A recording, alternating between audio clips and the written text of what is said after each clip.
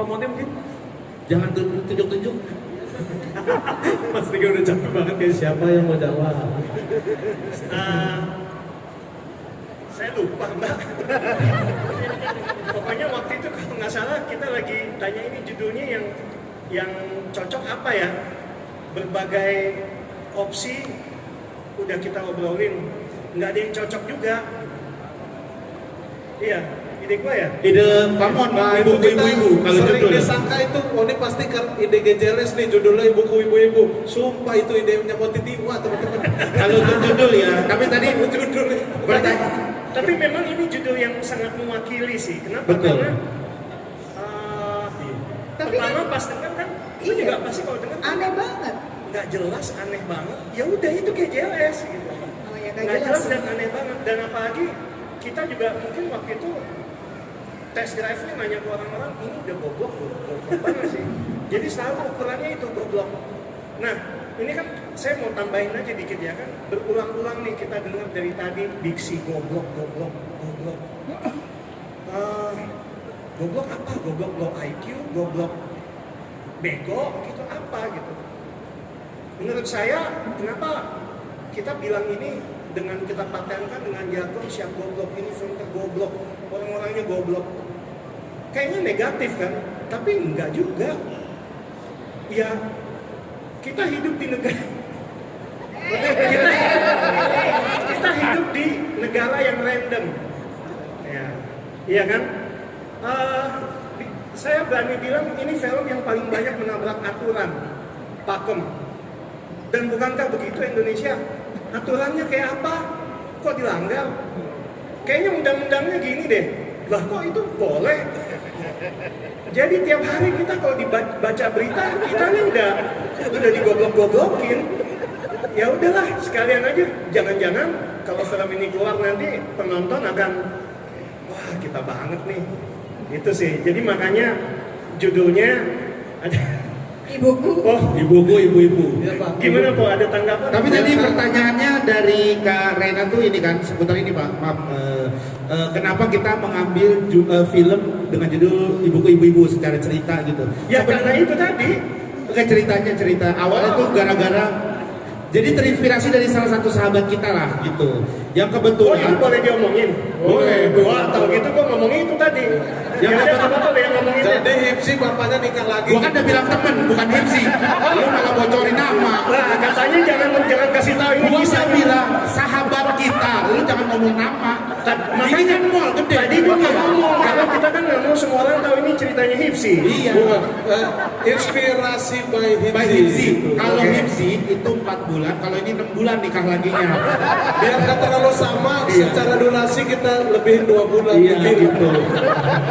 Tapi bener, jadi kita tuh sebenarnya Pak Monty tuh punya cerita sendiri. Waktu kita ketemu pertama kali untuk brainstorm ide ya, Pak Monty bawa cerita, terus kita juga sempat udah bawa cerita gitu. Jadi kita ngobrol, cuman kayaknya untuk pertama kali film GJLS yang udah dengan genre komedi yang scientific komedi kata Rispo, jadi kayaknya terlalu berat gitu. Jadi kita akhirnya memilih untuk cerita yang simple dulu gitu. Apa ya yang kira-kira dekat? Ya udah makanya kita ngambil tentang kehidupan ketiga orang pemuda yang bapaknya tuh juragan kos-kosan, tapi dicontoh sama anaknya jadi males-malesan semua, makanya pada kerja pawang hujan, MC dangdut segala. Makanya kita ngambil sesuatu yang grassroots banget gitu, yang deket sama masyarakat untuk memperkenalkan komedi-komedi GJLS yang scientific itu. Jadi secara cerita orang akan lekat, secara komedi orang akan berkenalan gitu sih. Boleh, kita cerita dari scene 1 dulu. Scene 1 Jangan ada yang simulasi, karena dia hanya berenang aja.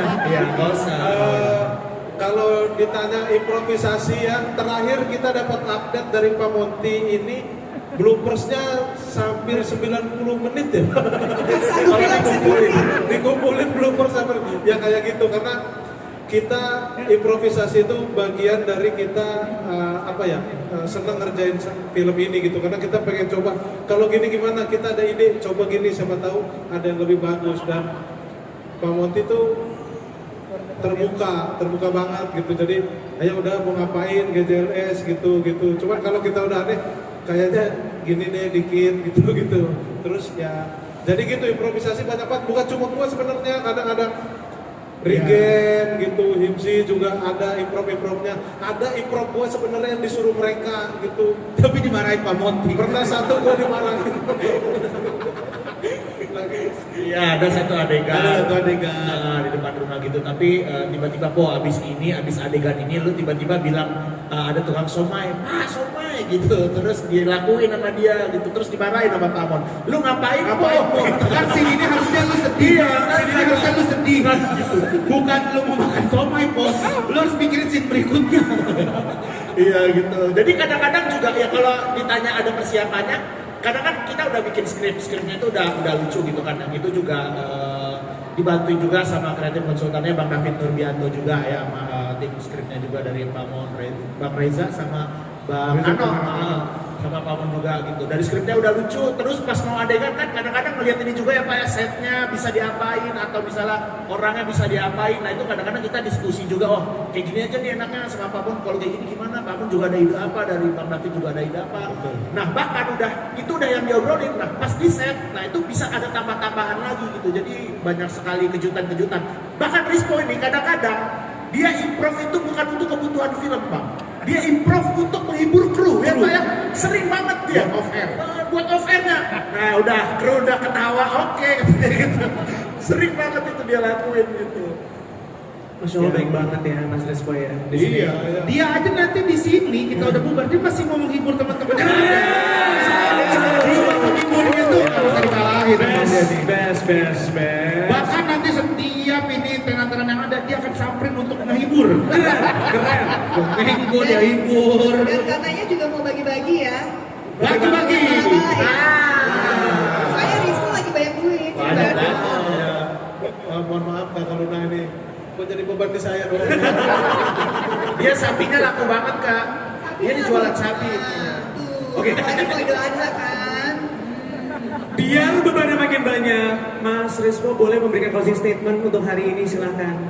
Iya, kelar nih. Panjang nih. Assalamualaikum warahmatullahi wabarakatuh. Waalaikumsalam warahmatullahi wabarakatuh. Terima kasih kepada rekan-rekan media yang sudah hadir di kota Casablanca ini, teruntuk memberikan pemberitai di media pemberitaan. Pemberitaan nanti. Ya intinya, ya perloncingan perposteran ini saya nggak mau ngomong apa-apa sih. Bingung gini. Ya. Jadi pokoknya kalau ada yang nanya apakah kita harus nonton film GJLS ibu-ibu, gua bilang sih nggak harus ya. Tapi kalau kalian pengen terhibur dengan experience yang berbeda dibanding kalian nonton film komedi-komedi lain yang pernah ada, ya nonton GJLS ibu-ibu gitu, karena kalian akan dapat pengalaman yang berbeda, experience yang berbeda yang belum pernah kalian dapetin di film-film lain. Dan ada kemungkinan di beberapa studio gua akan keluar dari layar itu. Ini komedi bukan horor. Kok jadi sadako? Ya. Pokoknya jangan lupa nonton 12 Juni 2025 di bioskop kesayangan Anda. Siap kok.